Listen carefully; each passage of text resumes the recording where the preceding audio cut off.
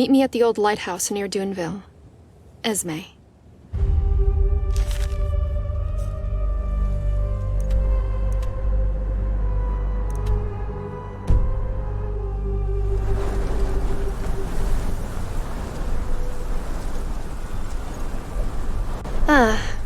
I was wondering if you'd come. Possible. I found it by accident. But there's something about it, isn't there? It helps me clear my head. It helps me think. Good question. Shall we go up? The view from up on the roof is great. My, look at that. If it weren't for the bone rippers and the bandits, this place would be almost picturesque, wouldn't it? Tara would have liked it. I'm sorry. My emotional outburst in that ruin, it was uncalled for. I shouldn't have said those things. Neither to you, nor to Tara. To her memory, that is. Thanks.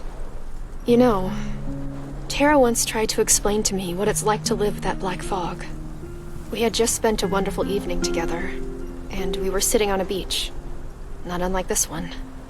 We kissed and cuddled, and then all of a sudden, she started crying.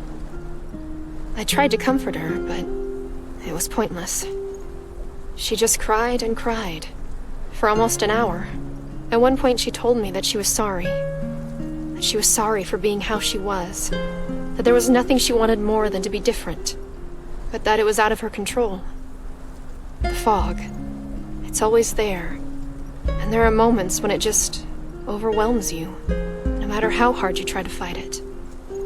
Don't you see? She didn't choose to be that way. And she told me that the worst part of it all was seeing how much her suffering dragged me down right along with her. Yes. I don't even understand what it is that you love about me. All I do is drag you down. Strange, isn't it? Now that I'm telling you all this, I understand her. But back then, I just didn't. I couldn't. Good question. Of course, I still struggle understanding why she did it. And the fact that she's gone breaks my heart.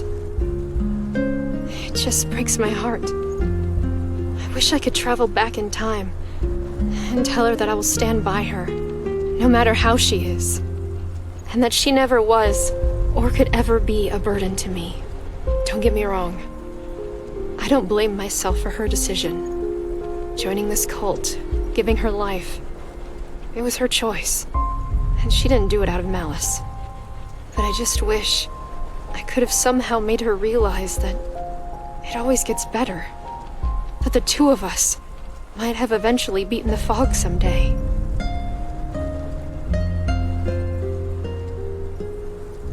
You don't need to say anything. Of course, there are still so many questions.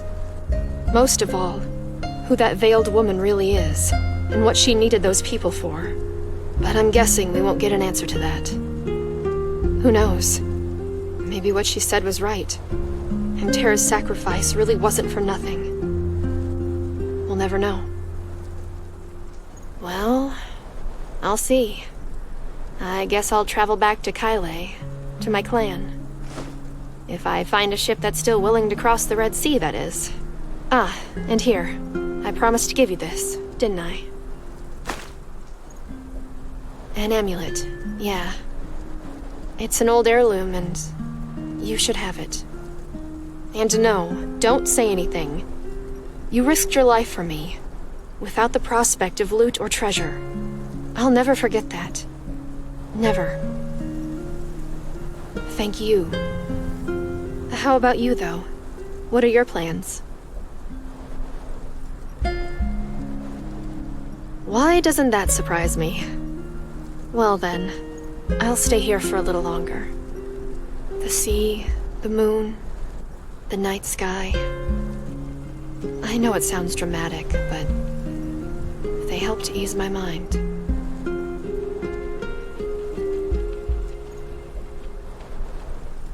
Yeah, you will.